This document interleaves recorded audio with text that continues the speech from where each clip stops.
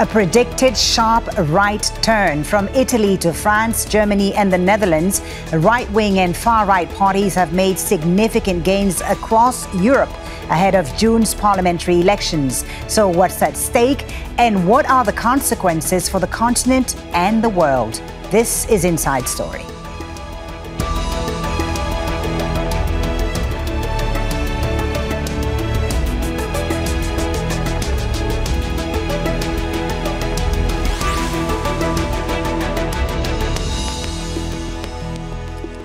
Hello and welcome to the program. I'm Foliba Thibault. Europe is getting ready for next month's crucial parliamentary vote. Ministers in Brussels have signed off a major overhaul of migration and asylum rules as the campaigning heats up. Polls are predicting a sharp turn to the right with the rise of right-wing parties across the continent. This is the first European Parliament vote since the UK left the bloc. The election will shape the future of the institutions and reflect the political landscape of individual member states. So let's take a closer look at the voting process. 450 million are eligible to cast their ballots across Europe between June 6th and 9th. Seats in the European Parliament depend on the population. There'll be 720 this year. Each of the 27 EU countries has a number of MEPs coordinating with their population size. Results are decided by proportional representation, so every vote counts. To gain a majority, parties form alliances. These alliances are usually made up of parties from different countries. The European Parliament is one of the EU's core institutions.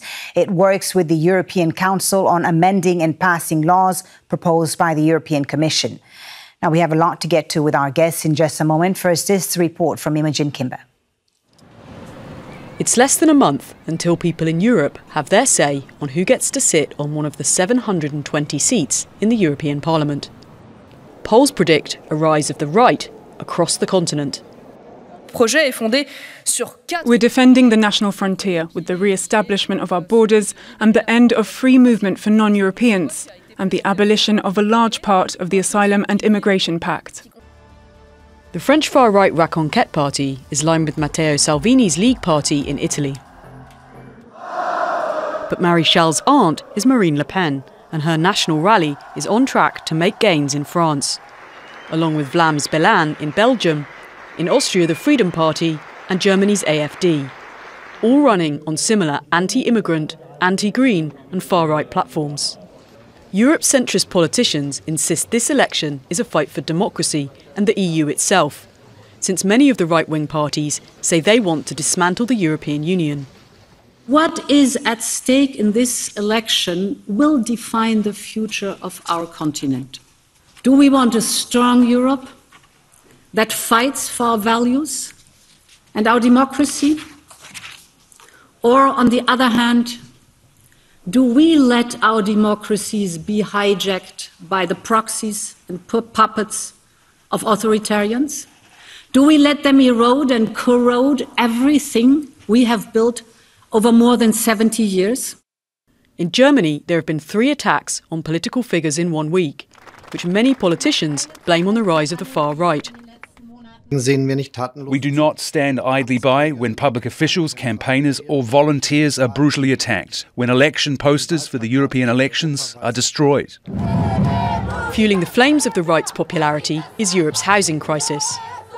The far right blame immigrants and elites for rising rents and spiralling house prices. And some politicians want to utilise the anger of farmers struggling to make a living and who are frustrated with Europe's green policies. However, analysts argue it's unlikely the right-wing gains will translate into real power, since issues like Russia's war in Ukraine divide the right. So the centrist alliances will likely maintain their majority for now, and therefore their grip on decision-making in the EU. Imogen Kimber, Al Jazeera for Inside Story.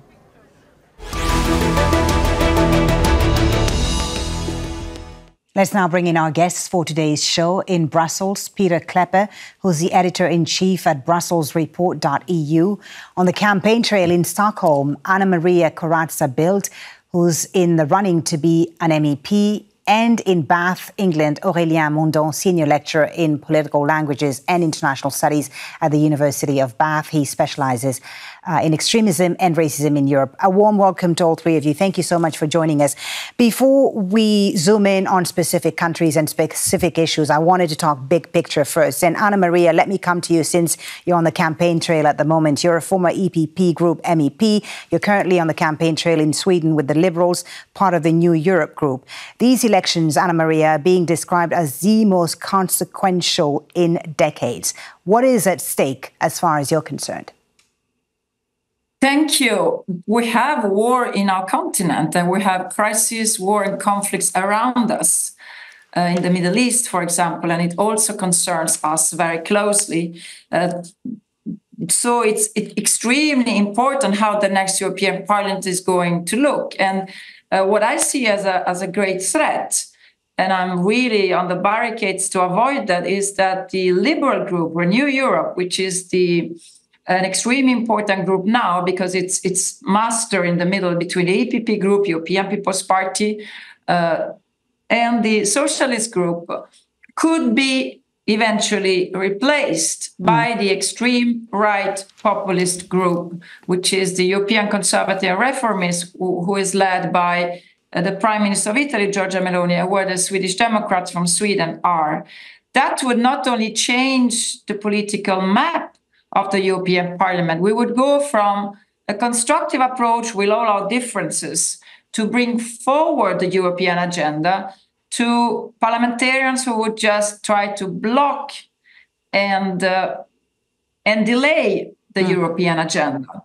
Right. Most of them are friends of Putin. I was going to come to that because the polls, as you say, suggests that the right and hardline conservative parties could finish first in 9 states, including in France and the Netherlands, and second and third in countries like Germany, Spain and Portugal. Concerning to you, as you say. So what are you telling voters on the campaign trail? How are you convincing them not to vote for these parties?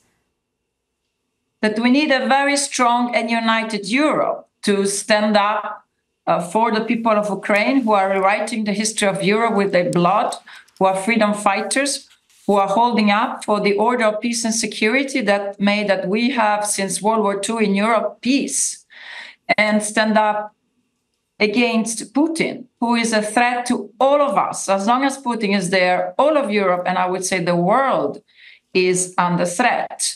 Therefore, only a united and strong Europe can solve it.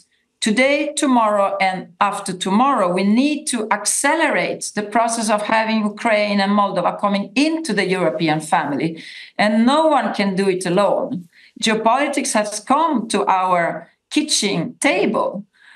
So we are very, very clear that only together we can take up the big threats and the big challenges of our time, mainly security, but also climate change, terrorism, criminality in our own societies, migration, all of these big issues, and not the least that we have to grow. We need more trade. We need to be competitive. Deeper. Yeah, we'll delve deeper into these issues.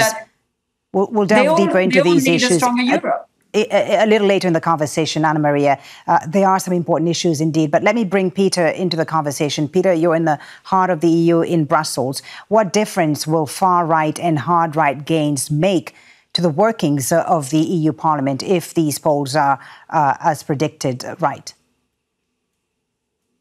Well, if the ECR group in particular would be stronger, then of course their agenda will also, be more strongly represented here in Brussels. Now, I think we have to ask ourselves the question: why are voters abandoning the more centrist groups and voting for the more right-wing groups? I would not call them far right. I think people associate far right with neo-Nazis and everything. Some of them are definitely right-wing populists. That's perhaps fair to say.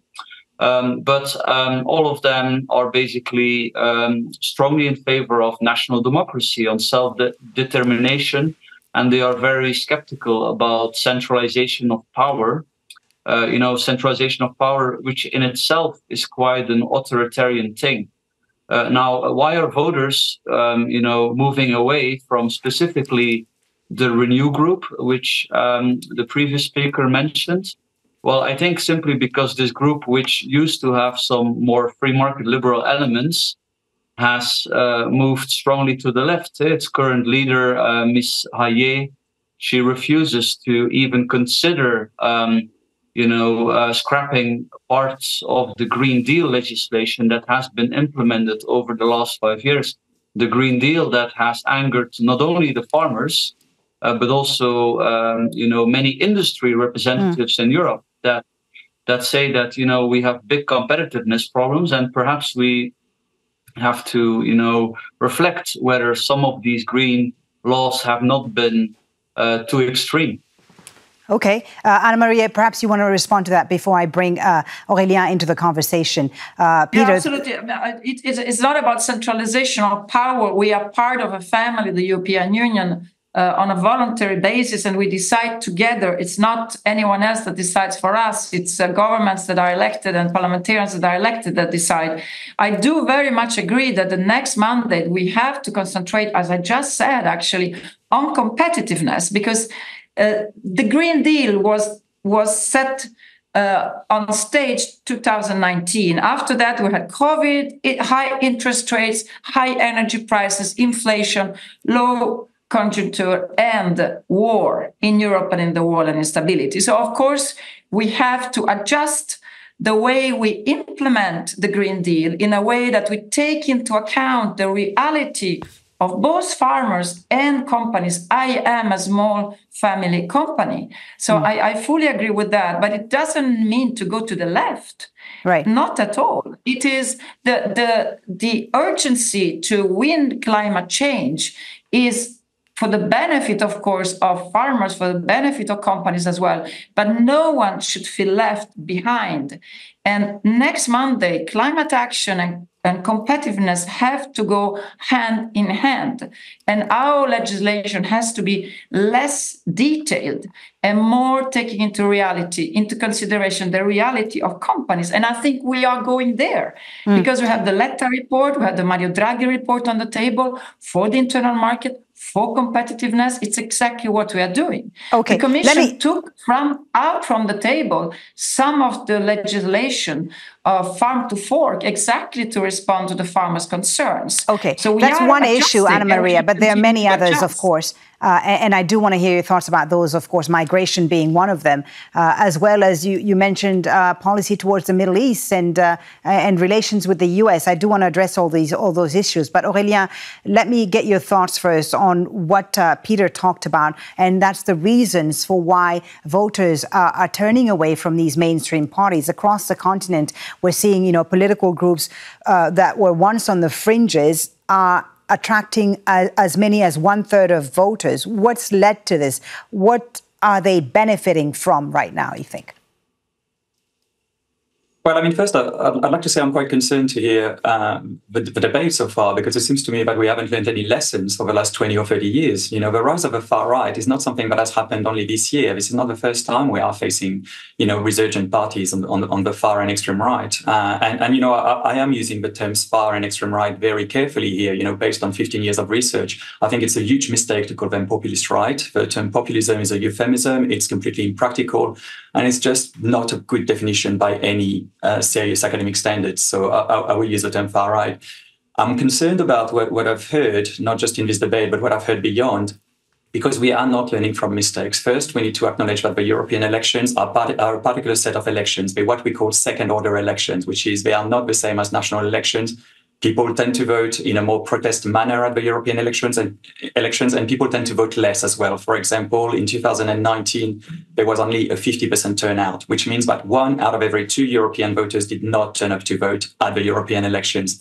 As I said, there are also second-order elections, which means that actually people are more likely to vote for parties they might not necessarily agree with, just to send a message to Brussels, just to send a message to their elite. So again, we need to take all of this with a massive grain of salt, right? As you said, voters might vote for a third for the far right, but if half of the voters abstain, it means that really only 15% of the entire population voted for the far right, meaning that 85% did not vote for the far right, and it's this 85% that we need to talk to. And at the moment, what I hear is that no one is talking to this 85%. Instead, what we're talking about is reneging on the Green Deal, reneging on actually kind of more hopeful politics, and instead tapping into far-right narratives of migration, of borders, of moral panics, and so on. And I'm very, very concerned about it, because the mainstreaming of far-right politics is not a result of far-right politicians being popular. It's a result of mainstream politicians completely failing at their role to offer positive alternative to what we are seeing at the moment.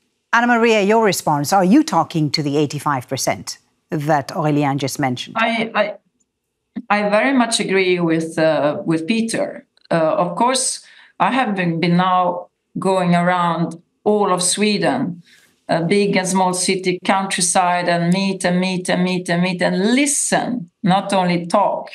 I don't do a single meeting where I don't do also. I come before, I stay later to talk to people, and then I always answer to questions.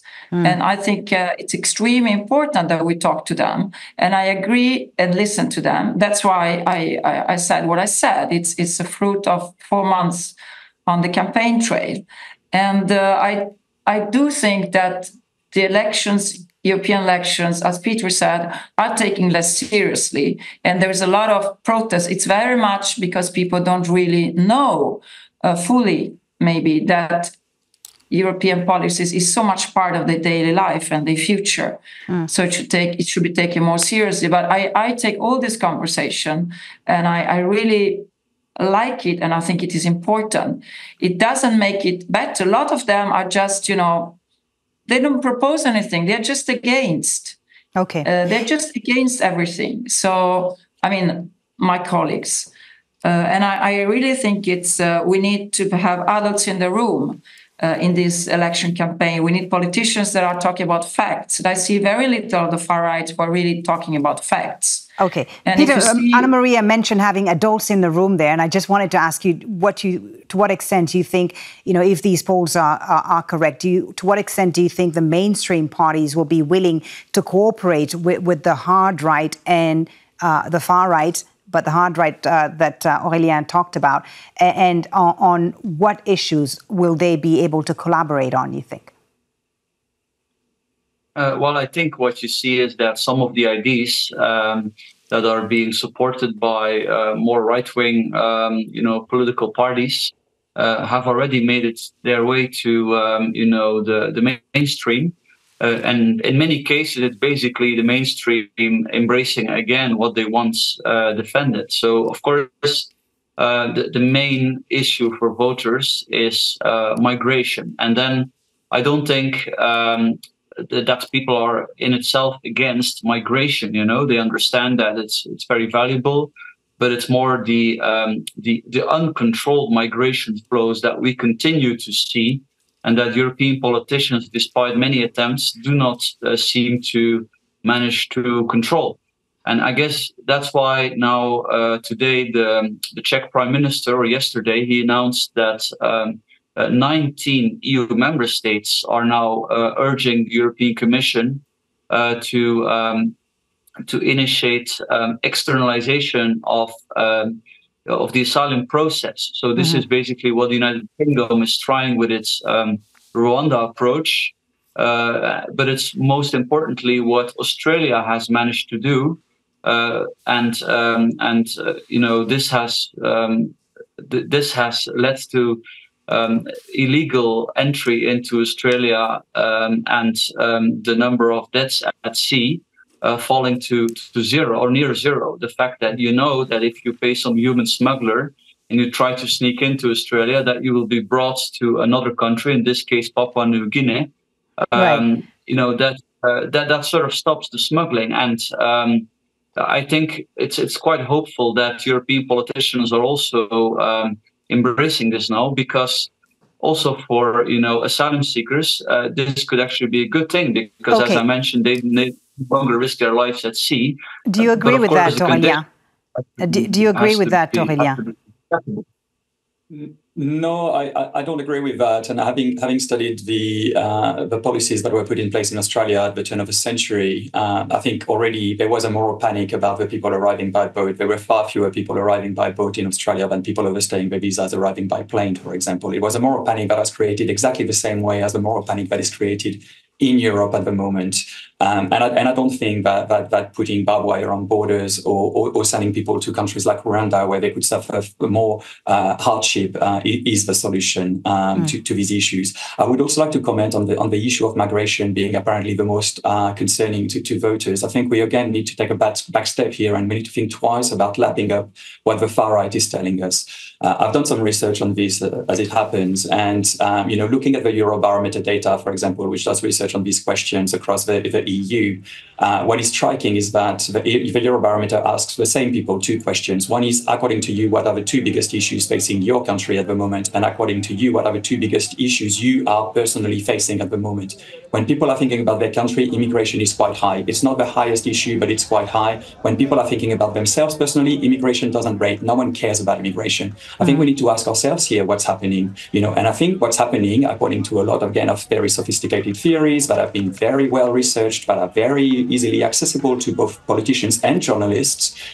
According to these theories, what is happening is that the mainstream elite is putting immigration on the agenda while actually trying to hide other issues such as inequalities, such as housing, such as the environment away. And I think, we need to acknowledge the fact that these issues are put on the agenda by elite actors such as politicians and the mainstream media. Aurélien, I just want to move the conversation a little bit away from Brussels and Strasbourg. What impact will these EU elections have beyond the continent? What should the rest of the world be bracing for? Well, this is a particularly difficult year, I think, for the world and for democracy, because we don't just have elections in the EU. We have elections probably in the UK, most likely, although they could be early next year. We will have elections in India as well. We will have elections in the US. We will have elections in many, many countries. And what we have seen is this rise of far-right politics. And I mean far-right politics, not just far-right parties, because, as Peter said, I think many mainstream parties, many mainstream media nowadays are just echoing what far-right politicians are saying. And I think we are on a slippery slope towards authoritarianism. We are seeing this being put in place, authoritarian policies and politics being put in place by very mainstream liberal governments at the moment when it comes down to the crackdown on the demonstrations in support of Gaza, for example. And, I think we are down a very slippery slope. And I think it will take much more than just aping what far-right politicians are doing to counter this trend. What we need is hopeful policies. We need policies that work towards addressing climate change, that work towards addressing the many very real crises that make people anxious and for which the far-right has no answers to. Anna Maria, the war in Gaza has certainly agitated and divided Europe, and European diplomacy appears to be on the defensive when it comes to Gaza and the Middle East. And this war seems to have dealt a blow to the efforts some European governments have tried to make to rally the rest of the world behind Ukraine, for example. Can we expect some change after this vote from the European Commission, a more robust position when it comes to foreign policy? We need a stronger, united voice of the European Union in the world and definitely in the Middle East. And we need a stronger common European and foreign and security and defense policy, for sure. The extreme right will be terrible news for the rest of the world. They are mainly friends of Putin, mainly friends of Trump. They are protectionists against international trade, which is what is giving growth and well-being to Europe and to the rest of the world. They are polarizing our society. They are putting people against people. They are racist. Part of them, not all, but most of them are also racist. They are against Arab people. They are against Muslim. So this polarization that we see now in our society due to the Gaza war can only increase. We need instead politicians that are respecting multiculturality, but multi-religion. What should be the top foreign policy priority of the next EU Commission? What should they be focusing on the most, you think? Of course, we Europeans have to focus to support Ukraine till victory and to get Putin to stop. That's existential for us. We have to do it together with our friends and allies, and we cannot have any other priority until Putin is aggressing and changing the order of peace and security in Europe. Of course, we have to be multitasking. Europe has always been dealing with crisis and also deal with the Middle East. We have a clear-cut position now on the Middle East, a two-state solution, and more humanitarian aid for the people of Gaza. We have raised our voice very clearly that has been a disproportionate use of force against the people of Gaza. And one thing is to correctly combat Hamas as a terrorist organization who has attacked Israel. But so far, the European position doesn't seem to have... Another thing is to now what is happening in Rafah. So the European Union has been very clear that there shouldn't be disproportionate use of force against the people of Gaza, but Israel has the right to defend itself when it gets to a terrorist organization that has attacked and kidnapped Israeli that has to be freed. Okay, we're running out of time. Peter, I'll give you the last word on what you see as a top foreign policy priorities going forward for the next 5 years. What should they be? What should Europe be focusing more on to have a stronger position on the global stage? Well, obviously, Russia, as Anna-Maria said, is a massive challenge, and how to respond to the continuing aggression and the war in Ukraine. I think something that everybody agrees with in Western Europe is that we have been neglecting our defenses, and we need to rebuild it. I believe that at the end of the day, this is primarily, first of all, responsibility for the member states. I think it would be tricky and perhaps dangerous to duplicate NATO and European Union. Perhaps the EU can play the role of some sort. But I think that's going to be a massive challenge to rebuild our defenses. Okay. Aurélien, I have a little bit of time for you. Maybe your final thought before we end the discussion on where the foreign policy priorities of the EU Commission should lie the next 5 years. Well, I mean, I think it's a question of upholding the ideals that the EU is arguing accord to its policies, right? And I think it's looking outwards, but looking inwards as well. If the EU wants to be a role model, they have to make sure that they implement what they are telling other people within their own borders as well. And when you see far-right governments running wild within the EU, I think that doesn't bode well. And I think, when you see the EU not taking a tougher stance against the far-right government in Israel committing horrible crimes, I think that doesn't bode well either. That doesn't send the right signal. I think again, if the EU is to stand for progress, for human rights, they just need to put their money where their mouth is. And at the moment, they are certainly not doing this. Thank you so much to all three of you for a great conversation. I wish we had a bit more time. Thank you. Peter Klepper, Anna-Maria Bildt, Aurélien Mondon, thank you for joining us on this edition of Inside Story. And thank you, too, for watching. You can always watch this program again anytime by visiting our website at aljazeera.com. For further discussion, go to our Facebook page. That's facebook.com/AJ Inside Story. And, of course, you can join the conversation on X. Our handle is at AJ Inside Story. From me, Folie Batibo, and the whole team, thank you for watching. Bye for now.